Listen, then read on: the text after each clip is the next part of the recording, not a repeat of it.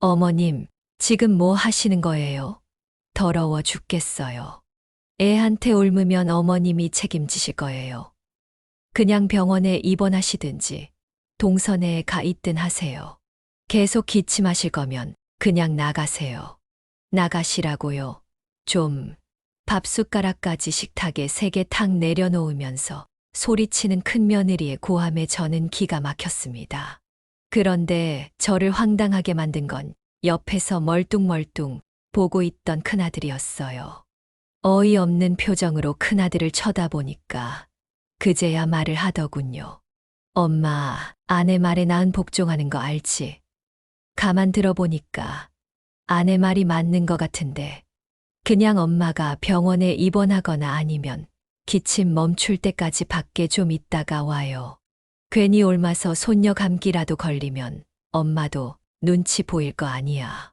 큰아들의 말에 정말 황당했습니다. 억울함과 분노가 차오른 저는 큰아들한테 화를 내면서 말했습니다. 안녕하세요. 오늘도 찾아주셔서 감사합니다. 오늘은 경기도 시흥시에 거주 중인 김유자 할머니가 보내주신 사연입니다. 무슨 일이 있었는지 제보된 사연 바로 읽어드리겠습니다. 들어보시고 김유자 할머니께 따뜻한 위로든 따끔한 조언이든 해 줄 수 있는 말이 있으면 말씀해 주시길 바랄게요. 이야기를 들으시면서 여러분의 경험에 비추어 볼 때 이런 상황을 어떻게 해결하셨는지 혹은 주변에서 비슷한 경험을 한 분이 계셨다면 그분들은 어떻게 대처하셨는지 공유해 주시면 좋겠습니다. 좋아요와 구독 그리고 알림 설정 눌러주시면 올라오는 사연 함께 들어보실 수 있습니다. 그럼 사연 바로 읽어드리겠습니다. 안녕하세요. 황혼 육아 중인 이제 칠순이 된 여자입니다. 10손가락 깨물어서 안 아픈 손가락 없다고 하지만 그래도 유달리 아픈 손가락이 있는 것 같아요. 저에게는 특히 큰아들이 그랬습니다. 대부분 장남은 든든하다고들 하지만 저희 집 장남은 참 손이 많이 갔습니다. 제가 이 나이에 황혼 육아를 하고 있는 것도 큰아들 때문이죠. 저에게는 장성한 2 아들이 있습니다. 연년생이었던 2 아들은 세상 무엇과도 바꿀 수 없는 소중한 자식들이었습니다. 그런데 큰아들이 2살 무렵 크게 아프면서 한 2년 동안 큰아들 곁을 떠날 수가 없었어요. 그때부터 큰아들에게만 매달리게 되었지요. 다행히 큰아들은 위험한 고비를 잘 넘겨주었고 건강한 모습으로 집으로 돌아올 수 있었습니다. 하지만 한 번 크게 아팠던 기억 때문에 늘 불안에 떨면서 큰아들을 살폈어요.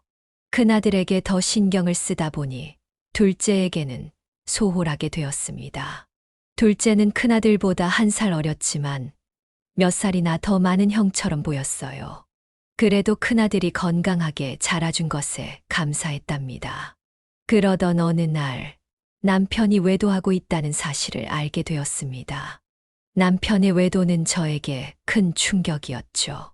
당시에는 애들 때문에 참고 사는 여자들이 많았지만 저는 배신감에 치를 떨었어요. 남편을 아이들 아버지로 인정하고 싶지 않았고 2 아들이 초등학교 때 남편과 이혼을 했습니다. 혼자서 아이들을 키우기 위해 학교 앞에 분식집을 차려 장사를 시작했어요. 김밥과 떡볶이, 순대를 팔아가며 애들 교육에 누구보다 열의를 쏟았습니다. 아이들이 자라면서 둘의 성향은 정반대였습니다. 둘째는 알아서 척척 자기 할 일을 잘했는데 큰아들은 우유부단하고 소심해서 작은 일도 저에게 상의하곤 했어요. 그래서 큰아들이 사회생활을 잘할까 걱정이었는데 30에 취업한 뒤 생각보다 잘 다니더라고요. 큰아들은 첫 직장에서 쭉 일하고 있었고 반면 둘째 아들은 공무원이 되겠다고 시험을 준비하더니 결국 공무원이 되었어요. 2 형제가 이렇게 다를 수 있나 싶었답니다. 둘째 아들은 공무원이 된 후 같은 공무원을 만나 30 초반에 결혼을 했습니다. 며느리도 참 진국이었어요.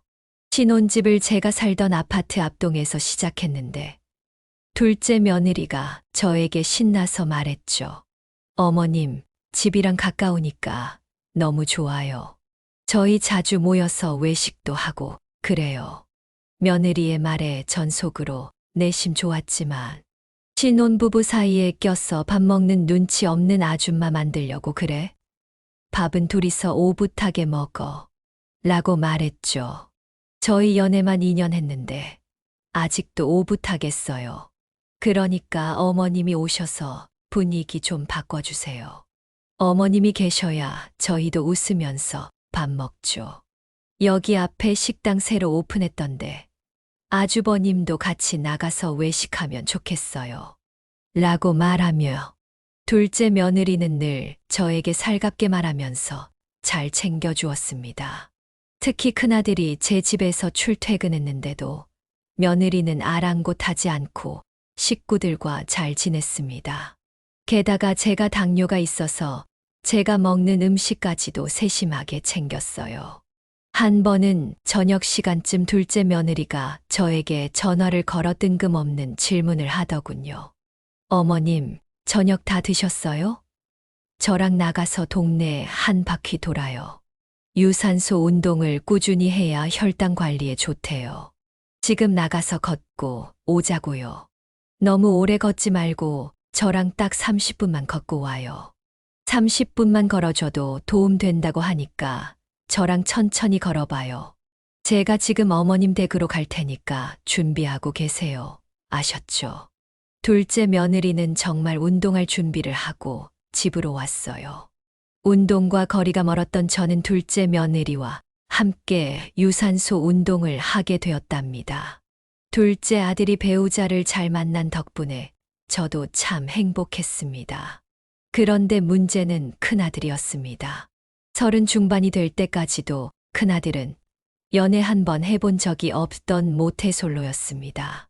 요즘 TV에서 연애를 한 번도 해본 적이 없는 사람을 보고 모태솔로라고 하죠. 그게 바로 제 큰아들이었어요. 그래서 저는 워낙 숫기 없고 내성적이었던 큰아들이 결혼도 못할 줄 알았습니다. 그런데 어느 날 30 후반쯤 된 큰아들이 결혼할 여자라며 여자를 데려온 거예요. 그 무렵 첫 연애를 시작한 아들이 달라 보이긴 했는데 이렇게 갑자기 결혼한다고 할 줄은 몰랐거든요. 그래서 처음 아들이 여자를 데려왔을 때 저는 궁금한 목소리로 물었습니다. 우리 아들이랑 성격은 잘 맞아요?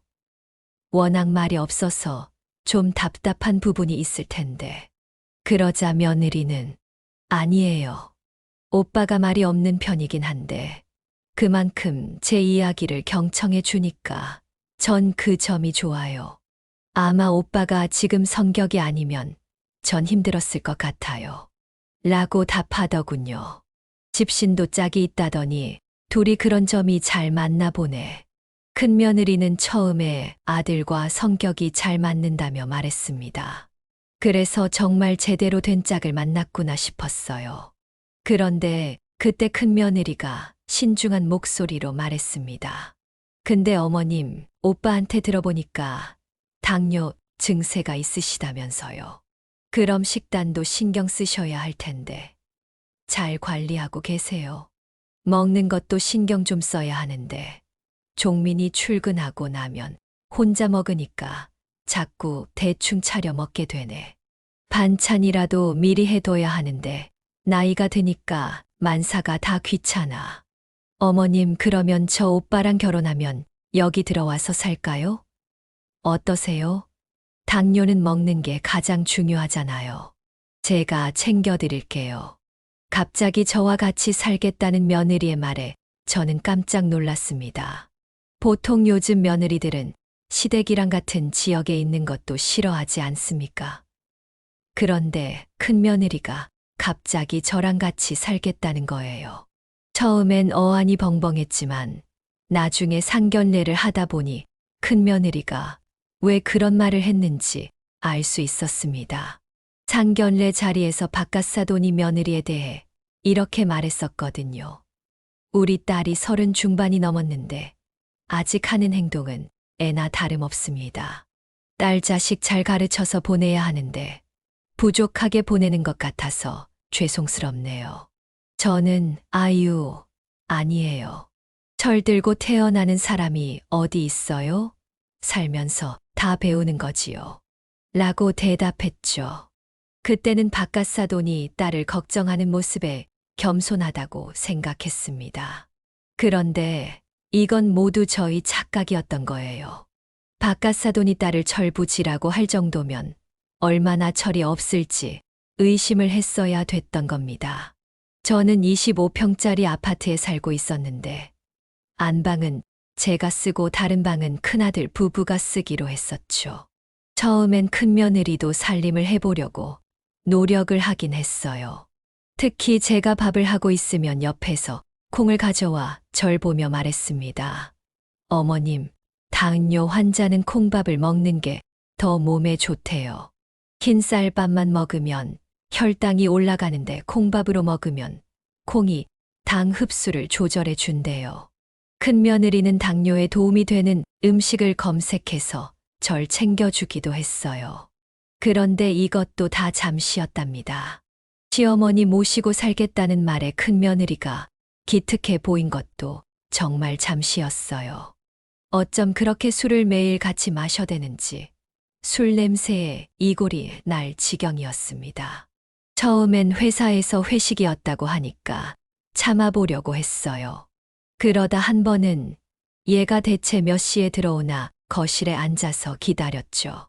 큰아들은 제가 혹시나 며느리한테 화낼까봐 점점 걱정하면서 기다리더군요. 그렇게 새벽이 됐을 때 문이 열렸고 며느리는 신발도 다 못 벗고 신발장에 그대로 뻗어버렸어요. 아들 키우면서도 본 적 없던 술 취한 모습에 정말 기가 막혔습니다. 그때 화가 나서 뻗어버린 며느리를 흔들어 깨우며 소리쳤죠. 예, 넌 여기가 어디라고 드러눕는 거야.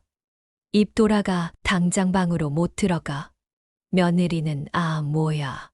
머리 아프게 누가 소리 질러. 술에 취하면 부모도 못 알아본다더니 며느리는 시어머니도 못 알아봤어요. 그런데도 황당한 건 큰아들이었습니다. 잔뜩 취해서 인사불성이 된 큰며느리를 부축하면서 저한테 낮은 목소리로 말하는 거예요. 엄마, 이 사람 바로 자야 되니까 조용히 좀 해주세요. 머리 아프다잖아요. 아들의 말에 화가 나더군요.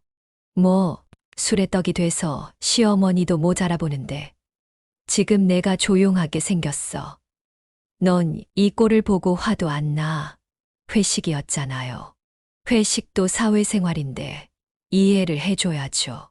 큰아들은 혹시나 큰 며느리가 깰까봐 조용히 목소리까지 낮추면서 말했어요. 그 꼴을 보는데 어찌나 속이 답답했는지 모릅니다. 가만 보니까 제 아들은 큰 며느리가 좋아 죽겠는지 아주 공주님 모시듯 사는 것 같았어요. 큰 며느리가 키도 165에 예쁘장한 외모였는데 그래서 그런지 큰아들이 아주 사족을 못 쓰는 겁니다. 심지어 다음 날 새벽같이 일어나 국을 끓이고 있길래 나가보니까 콩나물국을 끓이고 있는 거예요. 설마 하는 마음에 큰아들한테 물었습니다. 너 설마 그 국 네 마누라 주려고 끓이는 거야? 아들은 당황하며 아, 그게 출근해야 되는데 어제 과음해서 속 쓰릴까 봐서요. 라고 대답했어요. 정말 제 아들이지만 답답한 마음에 뒤통수를 후려치고 싶은 마음이었습니다. 어디서 저런 미련 곰탱이 같은 게 자식이라고 나왔는지 기가 막혔어요. 큰아들이 이런 식인데 큰며느리가 반성이나 했겠습니까? 엉망이 된 몰골로 나오더니 식탁에 앉으면서 큰아들한테 말하더군요. 여보, 나 물 좀 줘, 물. 잠깐만 여기. 제 눈으로 보고도 그 광경이 믿기지 않았습니다.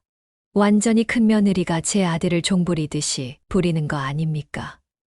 큰아들이 너무 좋아하니까 자처해서 했다고 쳐도 시어머니가 있는데 어떻게 대놓고 저런 행동을 할 수 있는 건지 이해가 안 가더라고요. 그래서 저는 보다 못해 큰 며느리를 보면서 소리쳤습니다. 예, 넌 아직도 술이 덜 깬 거야? 며느리는 당황하며 어머님, 죄송해요. 제가 어제 너무 취해서 오늘만 봐주세요. 오늘만 봐줘. 너 이번이 처음도 아니잖아. 내가 그동안 참아준 게 어디 한두 번인 줄 알아. 술이 떡이 돼서 들어오는 것도 모자라. 이제 남편을 아주 종부리듯 부리네. 너희 둘 다 그렇게 막 살 거면 그냥 짐 싸서 나가.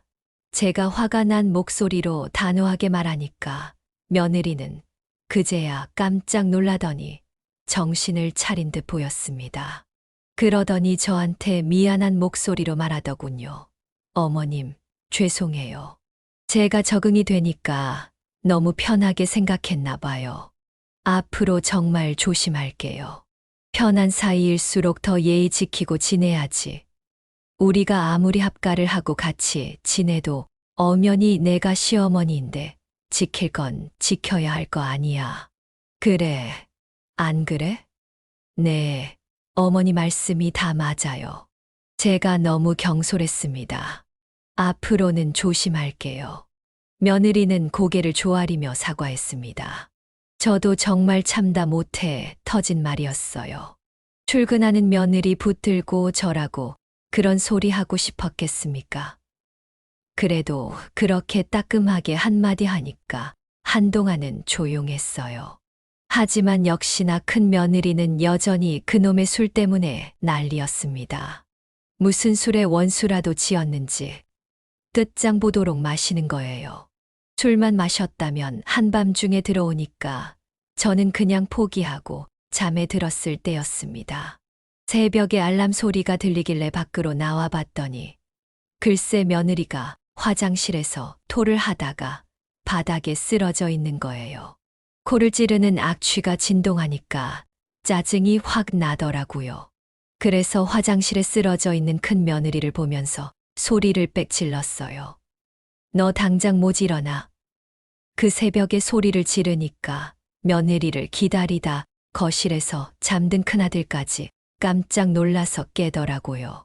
그리고 화장실 바닥에 널브러져 있던 큰 며느리는 그제야 벌떡 일어나더군요. 그러면서 절 보고 뚱딴지 같은 소리를 내뱉었습니다. 어머님이 여기는 어쩐 일이세요? 여기는 내 집인데 내가 있는 게 그렇게 귀신 본 것처럼 놀랄 일이냐? 어머니 집이요? 아, 지금 여기가. 어머, 저 집에 잘 들어왔었네요. 대체 술을 얼마나 마셨으면 집인지 아닌지 구분도 못합니까? 너무 화가 나서 저는 멍하니 서 있는 큰 며느리를 보고 화를 냈습니다. 나 더 이상 이 꼴 못 보니까 너 화장실 청소 싹 해놓고 내일 아침에 짐 싸서 둘 다 나가. 며느리가 당황하며 네, 어머님. 저희가 어딜 가요? 길에서 자던지 아니면 네가 좋아하는 술 끌어안고 살던지 알아서 해. 이제 그건 내 알바 아니니까 당장 나가. 정말 너무 화가 나서 더 이상 두고 볼 수가 없었어요. 그래서 저는 큰 며느리한테 당장 나가라고 소리쳤습니다. 큰아들이 안절부절하면서 중재해 보려고 했지만 그때는 아들이고 뭐고 더 이상 참을 수가 없었어요. 그렇게 나가라고 소리치고 저는 잠에 들었습니다. 다음 날 아침 일어나 보니까 큰 며느리는 청소도 싹 해놓고 아침까지 준비하면서 분주하게 움직이고 있었어요. 그러다 제가 나온 걸 보고 큰 며느리는 제 눈치를 보더니 앞치마에서 무언가를 꺼내면서 다가오더군요. 그리고 큰 며느리가 제 앞에 무릎을 꿇으면서 단호하게 말했습니다. 어머니, 어제는 제가 정말 죄송했어요. 저 정말 앞으로는 술 입에도 안 될게요. 정말이에요. 그리고 이건 제 진심이 담긴 각서예요. 다시는 안 그러겠다는 말을 내가 몇 번이나 듣니? 정말이에요. 저 진짜 술 안 마실 거예요. 제가 각서에 다 썼어요. 큰 며느리의 말에 저는 각서를 펼쳐봤어요. 큰 며느리는 어제 일이 정말 죄송했는지 종이 한 장을 꽉 채울 만큼 각서를 썼더군요. 그중 일부는 이런 내용이었습니다. 술을 또 마신다면 저는 집에 들어오지 않겠다는 생각으로 마시겠습니다. 또 마시고 행패를 부리면 저는 사람이 아니라 개입니다. 어머님과 약속을 어기면 저는 동서한테 형님이라고 하겠습니다. 각서를 보니 큰며느리가 정말 술을 끊겠다고 다짐한 것 같았어요. 왜 그랬냐면 동서한테 형님이라고 하겠다고 한 걸 보니까 정말 이번엔 마음 단단히 먹었구나 싶었거든요. 큰며느리와 둘째 며느리는 서로 동갑이었는데 나이가 다른 형제를 만나다 보니 동서 형님 하면서 지냈던 겁니다. 둘이 동갑이라서 그런지 사사건건 묘한 신경전이 있었어요. 심지어 제가 살던 집 앞동에 살던 둘째 며느리가 저랑 운동이라도 같이 하려고 오면 큰 며느리가 괜한 소리를 하기도 했습니다. 한 번은 둘째 며느리가 청바지 밑단을 접은 채 집으로 왔었어요. 그런데 그걸 본 큰 며느리가 비아냥거리면서 말하기 시작했어요. 동서는 다리가 짧아서 청바지도 접어 입네. 근데 청바지 접어 입으니까 다리가 더 짧아 보이는데 그냥 수선해서 입지 왜 접어 입는 거야? 자존심 상해서 바지 밑단 잘라 입는 건 싫어. 무슨 바지 입는데 자존심까지 나와? 난 그냥 입는 건데. 나 좀 봐봐. 청바지는 나처럼 다리 긴 애들이 입는 거라니까. 시원시원하잖아. 그치? 알아서 입어. 무슨 바지 가지고 별소리를 다 하네. 뭐 별소리. 넌 손윗 사람한테 하는 말 버릇이 그게 뭐야? 내가 엄연히 형님이잖아. 윗물이 맑아야 아랫물이 맑지. 그럼 형님은 날 동서 대접해 준 적이 있나? 두 며느리가 만나기만 하면 앙숙처럼 서로 못 잡아먹어 안달이었던 겁니다. 거의 큰 며느리가 일방적으로 둘째 며느리를 무시하는 경우가 많았어요. 그래서 그때도 제가 두 사람을 말리고서야 끝이 났었답니다. 아무래도 둘이 동갑이다 보니까 큰 며느리는 둘째 며느리를 많이 의식하는 것 같았어요. 둘째 며느리는 자기 명의로 된 아파트가 있어서 그런지 그런 것도 큰 며느리한테는 거슬렸던 겁니다. 이런 작은 것들 하나하나가 쌓이다 보니 큰 며느리는 넘지 말아야 할 선을 넘기도 했어요. 그때 명절이라고 다 같이 모여 있었는데 둘째 며느리가 저한테 용돈을 건네면서 미안한 목소리로 말했던 적이 있었습니다. 어머님, 이거 약소하지만 용돈이에요. 잘 챙겨드려야 하는데 죄송해요. 아유, 뭘 이런 걸 다 준비했어. 애들 키우기도 빠듯할 텐데. 그래도 할 도리는 해야죠. 마음은 잘 챙겨드리고 싶은데 잘 못 챙겨드려서 죄송해요. 고맙다. 난 정말 네가 있어서 얼마나 든든한지 몰라. 둘째 며느리는 항상 저를 세심하게 살펴주면서 늘 미안해했어요. 그렇게까지 안 해도 된다고 해도 늘 살뜰하게 챙겨주던 며느리였답니다. 이렇게 예쁜 행동만 하는 며느리한테 당연히 좋은 소리가 먼저 나가지 않겠습니까? 그런데 이걸 본 큰며느리는 제가 며느리를 차별한다고 생각했었어요. 그래서 그때도 괜히 비아냥거리면서 둘째 며느리한테 이런 소리를 하는 거예요. 공무원 월급 뻔한 거 아는데 뭘 그런 말을 해. 박봉 월급을 어머님 용돈 챙겨드리면 벼룩의 간을 내 먹는 거잖아. 그렇게 돈 쓰면 한동안 손가락 빨고 살아야겠네. 걱정 마. 월급 들어온다고 다 써버린 것도 아니고 그 정도 여윳돈은 다 두고 쓰니까. 생활비도 안 내고 어머님 댁에 사는 형님보다 내가 나은 것 같은데요. 뭐 나도 용돈 드리고 있거든. 큰며느리는 전곡을 찔린 듯 화들짝 놀라면서 말하는 거예요.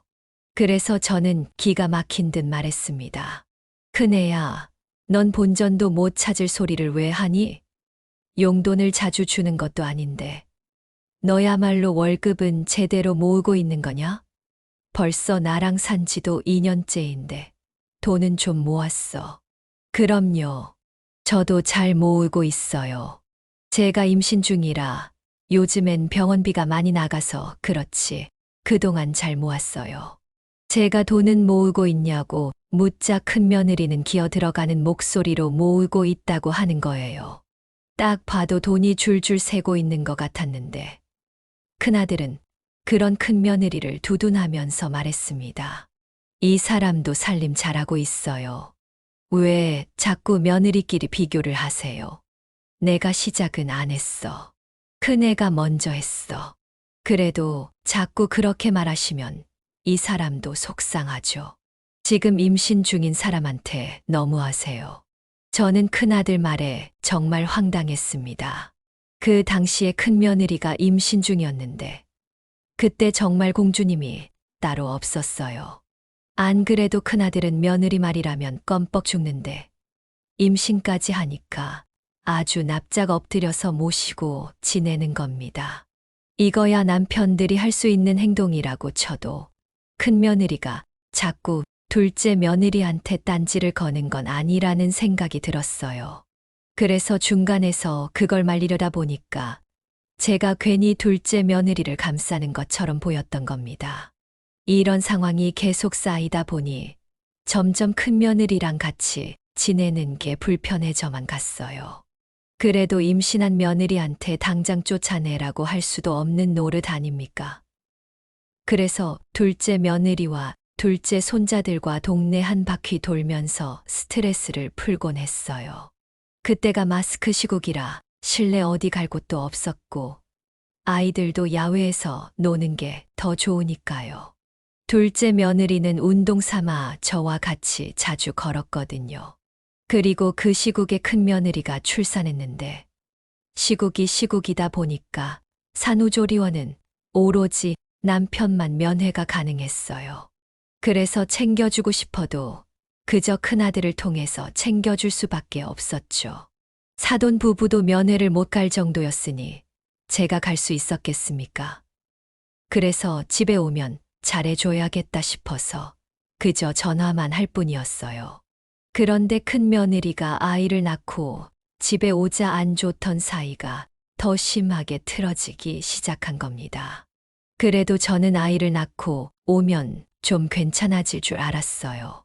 하지만 그때 제가 며느리 힘들까봐 손녀딸 좀 대신 안아주려고 하면 큰며느리는 기겁을 하면서 소리쳤습니다. 어머님, 손 씻으셨어요? 갓 태어난 애들 면역력이 얼마나 약한데 그러세요. 무슨 말을 그렇게 하니? 넌 어머님이 큰아들 어렸을 때 크게 아팠다고 하셨잖아요. 얘도 그렇게 아프면 어떡하려고 그러세요. 제발 조심 좀 해주세요. 저는 큰며느리의 말에 정말 당황스러웠어요. 그런데 꼭 옆에서 한술 더 뜨는 사람이 큰아들이었어요. 꼭 큰며느리 편을 들어주면서 저를 나무라는 겁니다. 나도 어릴 때 아팠으니까 우리 딸도 약하게 태어났을까봐 걱정돼서 그런 거니까 엄마가 이해 좀 해주세요. 큰아들 말에 황당해서 말도 안 나오더라고요. 큰며느리가 육아휴직을 내고 육아로 바쁠 때라 괜히 화도 못 내겠는 거예요. 그런데 그때 볼 일이 있어서 집에 잠깐 들렸던 둘째 아들이 그 상황을 다 보고야 말았어요. 비밀번호를 알고 있던 둘째 아들은 혹시나 조카가 자고 있을까봐 조용히 들어왔던 겁니다. 결국 그 상황을 전부 목격한 둘째 아들은 큰아들한테 화를 내며 말했어요. 형이 어떻게 엄마한테 그럴 수 있어? 엄마가 뭐 병균이야? 너 언제 들어왔어? 엄마한테 그럴 거면 이 집에서 형이 나가. 엄마가 손만 대도 아플 애였으면 무균실에서 지내야지. 왜 집으로 데리고 온 건데? 그냥 난 걱정돼서 그런 거지. 알았어. 앞으로 안 그럴 거니까 진정해. 형수님도 그러는 거 아니에요. 같이 살아도 지킬 건 지켜야죠. 야, 너 형수한테 왜 그래? 할 말 있으면 나한테 해. 내가 그러자고 한 거니까. 진짜 형, 왜 그러고 살아?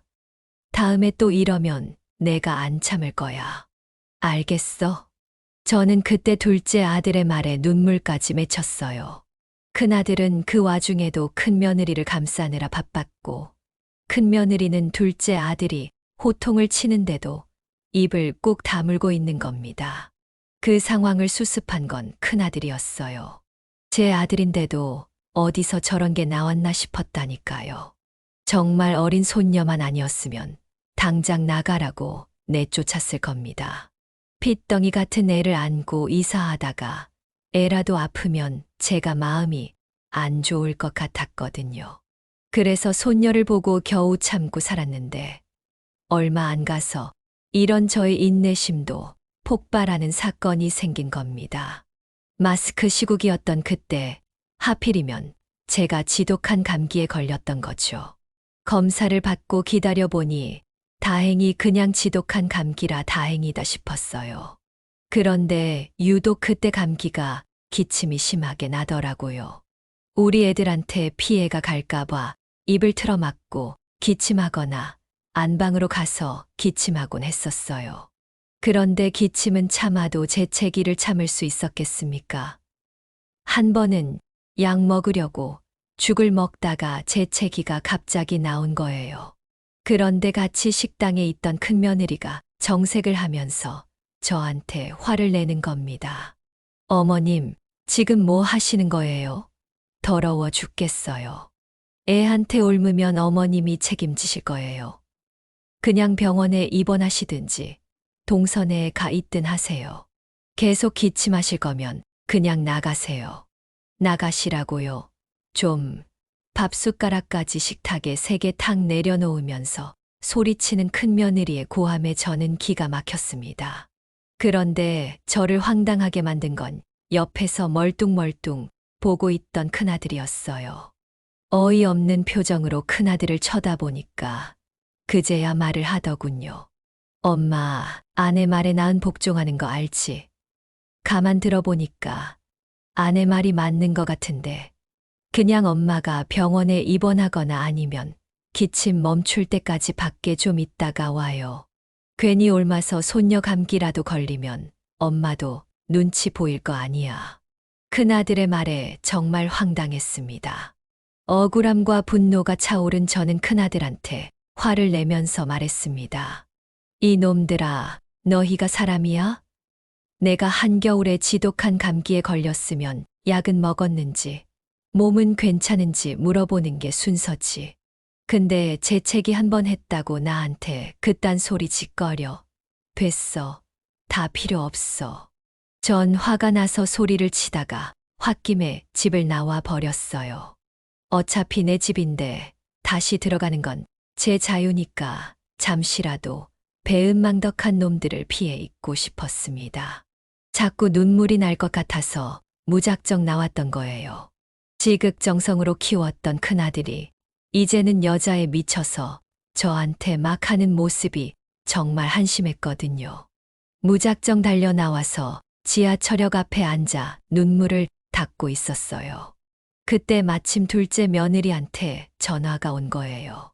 저는 목을 가다듬고 전화를 받았습니다.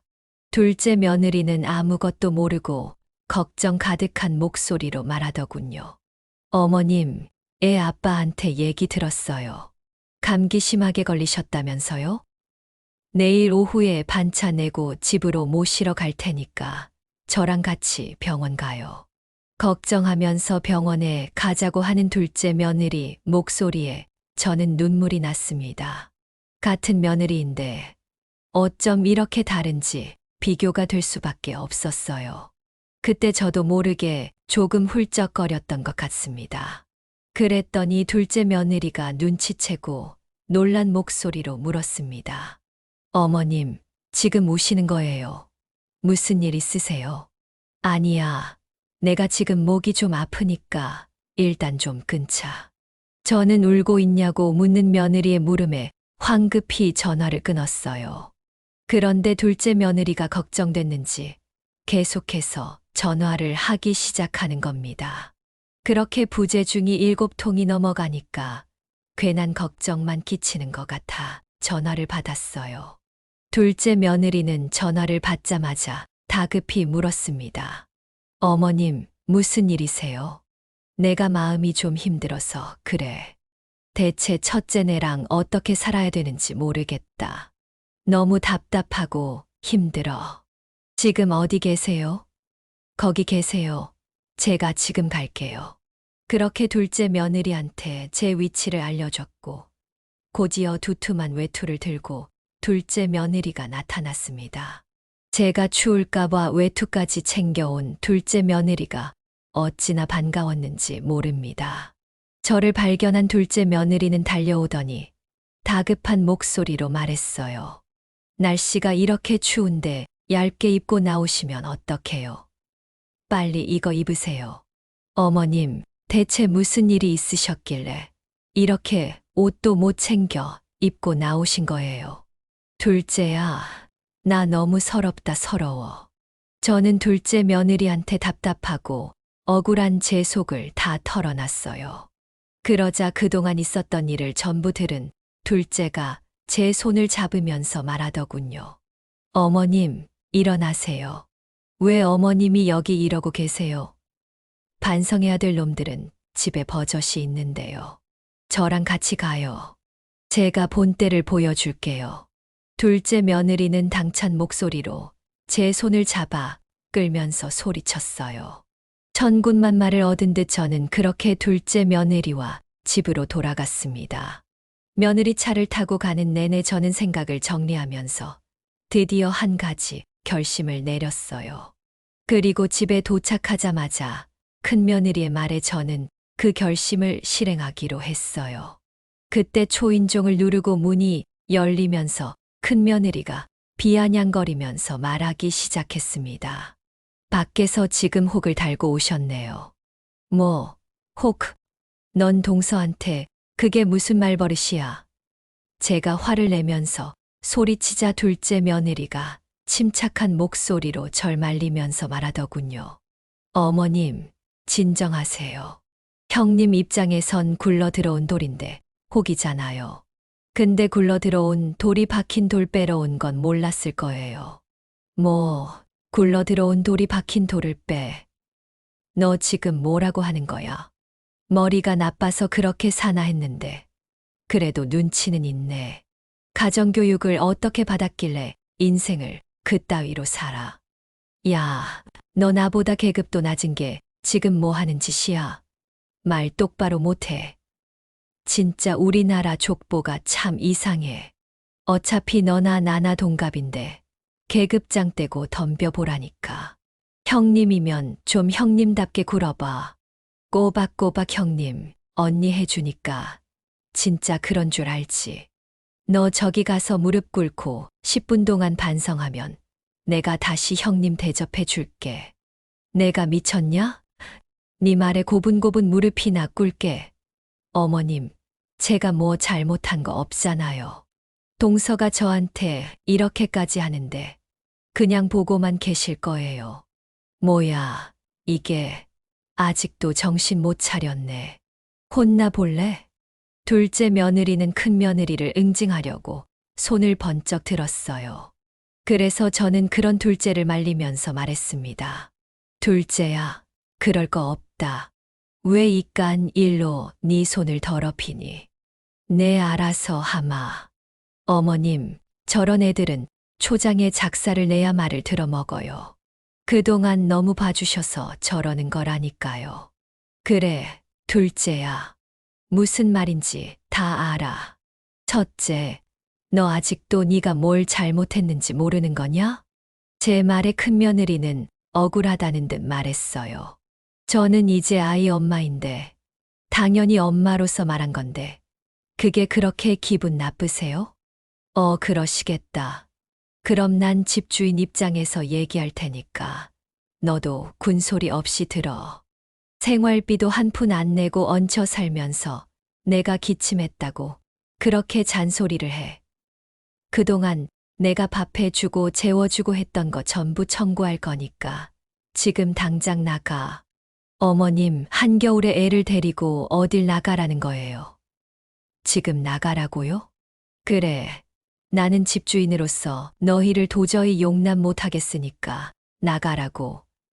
내가 손녀 보고 참으려고 했는데 도저히 네 그 노란 싹수 때문에 못 참겠으니까 다 나가. 제가 단호하게 말하자 큰아들은 당황한 목소리로 절 말리면서 말했습니다. 엄마, 손녀까지 있는데 엄마가 어떻게 그럴 수 있어? 야, 너도 똑같아. 그러는 넌 아들이 돼 가지고 엄마한테 어떻게 그럴 수가 있어? 네가 그러고도 아들이야? 난 화낸 적 없잖아.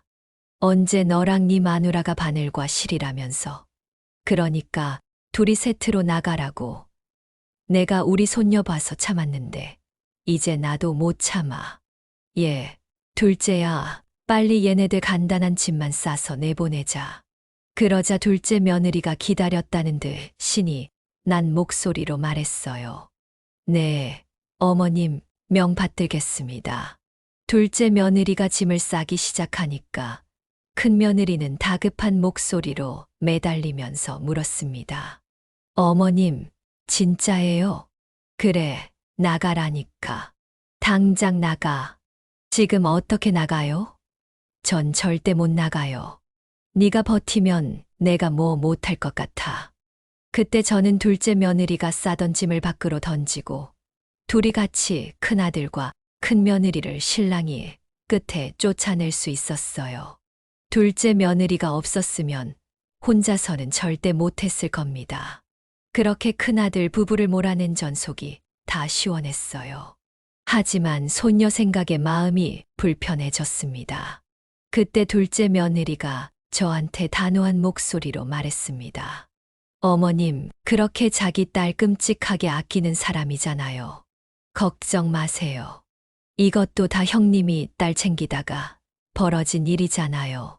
지금 마음 약해지셔서 다시 받아주시면 평생 저렇게 살 사람이에요. 그래, 알았다. 내가 마음 다부지게 먹을게. 저는 그렇게 마음을 다잡고 절대 안 받아주겠다고 다짐했어요. 그런데 제 예상처럼 큰아들은 저한테 전화해서 우는 소리를 퍼붓기 시작하더군요. 엄마, 우리 당장 지금 모아둔 돈도 없는데 이렇게 무작정 쫓아내면 저희 어떻게 살라는 거예요? 지금까지 호의호식하면서 편하게 살 땐 이런 날이 올 줄 몰랐어. 그리고 4년 동안 내 집에서 먹고 자고 한 값으로 5천만 원 준비해라. 그러니까 있을 때 잘했어야지. 엄마, 너무하신 거 아니에요. 지금 너무한 게 누군데 그래? 엄마도 여자고 사람이야. 말 한마디에 웃고 울 수 있는 사람이라고. 난 너 안 키워봤겠어. 너가 네 딸만 할 때 내가 널 얼마나 애지중지 키웠는지 알아? 너한테 너무 실망해서 더 이상 같이 살 자신이 없으니까 니들 알아서 살아. 억울하다고 하소연하는 큰아들한테 저는 그동안 참았던 화를 쏟아냈어요. 그러자 며느리한테 뭐라고 문자가 왔는 줄 아십니까? 어머니, 오늘 크게 후회하실 거예요. 저도 이제 어머님 안 볼 겁니다. 집이야 제가 구할 수 있어요. 근데 어머니께 사는 행동은 며느리한테 선전포고한 거나 다름없습니다. 그러니까 보고 살지 맙시다. 이 문자를 보는데 정말 경악을 했어요. 마음 약해져서 잘못 받아줬다간 정말 큰일 날 뻔했던 거예요. 성격만 거지 같은 줄 알았는데 인성마저 안 좋았던 원래 그런 애였던 겁니다. 그 큰아들은 쫓겨난 날 숙박업소에서 지내다가 급하게 집을 구해 살고 있다고 들었어요. 그리고 1년 2개월 정도 그렇게 큰아들과 연락도 없이 지냈네요. 저도 작정하고 쫓아냈던 거라 궁금해 하지도 않았습니다. 그런데 어느 날 큰아들이 품에 손녀딸을 안고 나타난 거예요. 수염도 안 깎고 까칠한 얼굴로 나타난 큰아들은 인터폰 너머로 봐도 거지꼴이었어요. 저는 못마땅한 목소리로 물었습니다. 여기가 어디라고 왔어? 애 엄마가 이혼하겠대요. 저보고 그냥 살기 싫다고 나가래요. 뭐야, 그래서 너 지금 이 엄동설 안에 애를 그렇게 안고 온 거야? 우선 들어와서 얘기해. 영하의 날씨였는데 어린아이를 양말도 신기지 않고 서 있는 걸 보고 깜짝 놀랐어요. 그래서 일단 집 안에서 이야기하자고 했던 겁니다. 대체 무슨 일이 있었냐고 물었어요. 그랬더니 큰아들은 울면서 그동안 있던 일을 털어놨습니다. 집에 엄마가 안 계시니까 맨날 술 마시고 외박하는 거예요. 그래서 저도 말로 어르고 달래보다가 결국 뺨을 쳤는데 절 경찰에 신고하더라고요. 집에 왔더니 짐 다 싸놓고 다짜고짜 나가래요. 이혼 서류까지 준비해서 저한테 도장이나 찍으래요. 뭐야, 그럼 자기 자식도 내팽개친 거야. 우리 집안 핏줄, 꼴도 보기 싫다고 나보고 데려가래요. 아들의 말에 정말 한숨만 나왔습니다. 그래도 저랑 살 땐 눈치라도 보면서 조심했는데 간섭할 사람이 없으니까 그야말로 고삐 풀린 망아지처럼 살았던 거예요. 그런데 그조차도 저는 큰아들한테 화가 나서 소리쳤습니다. 그래서 이제 와서 엄마 찾는 거야? 네 각시에 홀려서 엄마는 보지도 않더니만 힘들 때만 엄마를 찾아와. 저 반성 많이 했어요. 정말 잘못했어요. 엄마, 죄송해요. 난 아직 너에 대한 마음이 풀리지 않았으니까 그냥 가. 그리고 애는 엄마 손에 커야 잘 크는 거야. 돌아가서 둘이 결판을 짓고 알아서 살아. 저는 또 한 번 큰아들을 매몰차게 쫓아냈어요. 처음엔 볼이 빨갛게 된 손녀가 마음에 걸렸지만 저는 그동안 연락 한 번 없다가 공경에 처하니까 나타난 큰아들을 받아들일 수가 없었습니다. 그래서 매몰차게 보냈는데 3일 뒤에 또 큰아들이 찾아와 빌기 시작하더라고요. 엄마, 제가 이렇게 빌게요. 저는 안 받아주셔도 되니까 우리 딸 좀 받아주세요. 그 여자 딸을 안아보지도 않고 아예 신경도 안 쓰고 있어요. 엄마, 너무 죄송해요. 절 많이 사랑해주고 아껴준 어머니, 은혜도 몰라본 불효자였어요. 1년 동안 뭐 하고 이제야 사죄하는 거야. 그리고 내가 애 보는 기계냐? 엄마 못 키우니까 돌아가. 그렇게 두 번째도 매몰차게 보냈어요. 하지만 그때는 정말 손녀가 눈에 밟혀 잠도 설칠 정도였답니다. 그래서 저는 둘째 아들과 며느리를 집으로 오라고 불렀어요. 그때 어린 두 손자랑 왔었는데 그 아이들을 보니까 손녀가 더 눈에 밟혔습니다. 저는 큰아들이 왔었다는 사실을 털어놨어요. 그러자 둘째 아들이 진지한 목소리로 말하더군요. 차라리 잘 됐어요. 그런 여자는 차라리 이혼하는 게 나아요. 애도 버리는 여자인데 더 살면 험한 꼴만 봤을 거예요. 형은 딸만 받아달라고 하는데 어떻게 했으면 좋겠니? 그러자 제 이야기를 들은 둘째 며느리가 옆에서 한참 고민하더니 진지한 목소리로 말했습니다. 어머님, 귀한 손녀딸이잖아요. 물론 화도 많이 나시겠지만 그래도 애는 잘못이 없잖아요. 지금 가장 사랑이 필요할 나이인데 어쩌겠어요. 그렇다고 가족도 있는데 정말 고아원에 보낼 순 없는 거고요. 제가 자주 들리면서 같이 돌볼게요. 아니면 제가 키울까요? 됐어. 너도 애들 키워야지. 그래, 너희들 말 잘 알았다. 그렇게 저는 고민을 끝내고 다음 날 큰아들을 손녀딸이랑 같이 오라고 불렀어요. 그러자 제 전화에 한 걸음에 달려온 큰아들을 보면서 물었습니다. 너 지금 어디서 살고 있는 거야? 지금 숙박업소에 지내고 있어요. 그 여자랑 같이 있고 싶지도 않고 같이 있으면 싸우기만 하니까 아이한테 좋지 않은 모습 보여주고 싶지도 않아요. 그럼 회사는 어쩌고 애만 보고 있는 거야.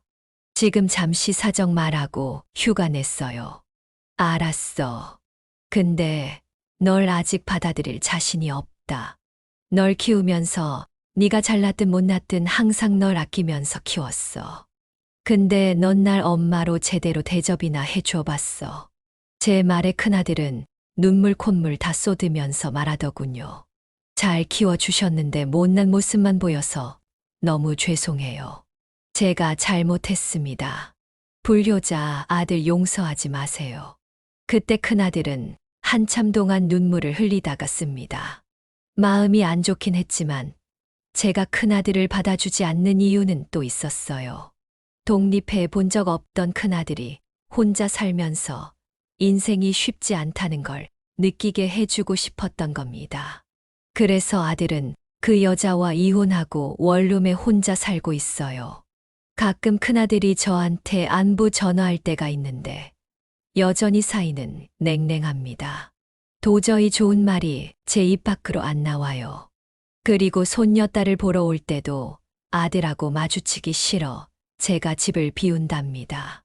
이런 생활이 언제까지 지속될지 모르겠지만 큰아들이 제발 철 좀 들었으면 하는 바람이에요. 정말로 인성이 되고 아빠로서 자격이 있다고 생각될 때 아들을 받아들일 생각이지만 지금은 아닌 것 같습니다. 지금 옆에서 천사 같은 얼굴로 자고 있는 손녀딸을 위해서라도 제가 더 마음을 강하게 먹어야 할 것 같습니다. 무엇보다 제 둘째 며느리가 많이 도와주고 있어서 힘들지도 않아요. 오히려 손녀가 둘째 며느리만 보면 빵긋빵긋 잘 웃을 정도랍니다. 이 사연 채널을 빌려 둘째 며느리한테 고맙다는 말을 꼭 전해주고 싶네요. 아마 둘째 며느리가 없었다면 저는 정말로 많이 외로웠을 것 같아요. 그렇게 큰 며느리와는 인연이 끊겼지만 악연을 빨리 끊어낸 것 같아서 속이 시원하네요. 청취자 여러분들 중에 엄마이신 분들도 많으시겠죠. 자식들 위하는 마음이야 모두가 비슷할 것 같습니다. 하지만 아픈 손가락이라고 좀 더 품었더니 이런 결과가 벌어졌네요. 소중한 자식일수록 강하게 클 수 있게 좀 더 냉정하게 키웠어야 하는 것 같아요. 저는 뒤늦게 알았지만 부디 저와 같은 실수를 하지 않았으면 하는 마음에 이렇게 사연까지 쓰게 됐습니다. 이제 손녀딸을 잘 키우려고 노력하며 살려고 해요. 소중한 제 손녀가 잘 클 수 있도록 여러분들의 많은 응원 부탁드립니다. 언젠가 큰아들이 아빠가 될 자격을 갖춰서 돌아온다면 그때는 정말 허심탄회하게 이야기를 나눠보고 싶네요. 그날이 올 때까지 더 힘내보겠습니다. 제 사연 들어주셔서 정말 감사드려요. 모두 행복하세요. 여기까지가 김유자 할머니의 사연인데요. 여러분은 어떻게 들으셨나요? 이 사연은 김유자 할머니가 보내주신 사연으로 사연자님의 입장에서 작성되어서 김유자 할머니님께 유리하게 작성되었을 수도 있습니다. 같이 댓글로 의견 나누어 보았으면 합니다. 김유자 할머니의 사연 영상이 주는 교훈이 유익하시다면 좋아요와 구독, 그리고 다른 지인에게 공유 부탁드리며 저는 그럼 다음 사연에서 뵙겠습니다.